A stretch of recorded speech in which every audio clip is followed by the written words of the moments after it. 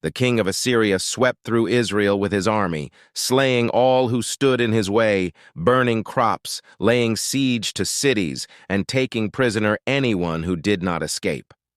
This terrible punishment had fallen on the children of Israel, God, because they had disobeyed the Lord. In recent years, they had grown greedy and corrupt. They had ignored the warnings of godly prophets and returned to worshiping false gods. And now their country was occupied, and the 10 tribes were forced to work as slaves. The people of Jerusalem were filled with fear as they saw the huge army camped outside their walls. The Assyrians attacked because they were hungry for power and wanted to conquer more lands. They taunted the Israelites, saying their God was weak and couldn't save them. They even sent messages boasting about their strength and threatening to destroy everything the Israelites held dear.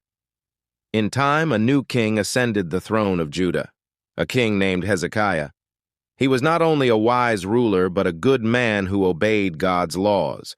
Hezekiah destroyed the pagan altars and insisted that his people keep the 10 Commandments.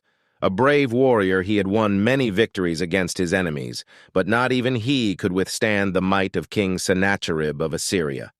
Desperate to stop the invaders, Hezekiah sent word to Sennacherib, begging him to withdraw his army. "If you agree to leave my land," he said, "I will pay any price you name."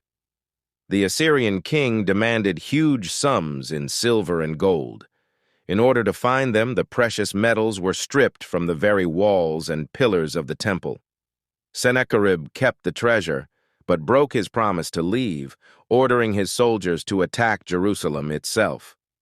Once the city was surrounded, he sent a message demanding that Hezekiah surrender.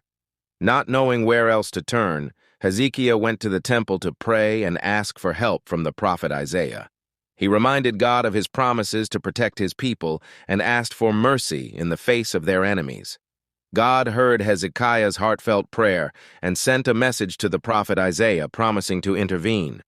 "Do not be afraid," said Isaiah. "God will defend you and save the city." That night, the angel of death flew low over the Assyrian camp, leaving many hundreds of thousands dead. In the morning, instead of an army, Sennacherib saw only rows and rows of bodies. When Sennacherib woke up and saw his mighty army destroyed, he fled in terror, never to threaten Jerusalem again.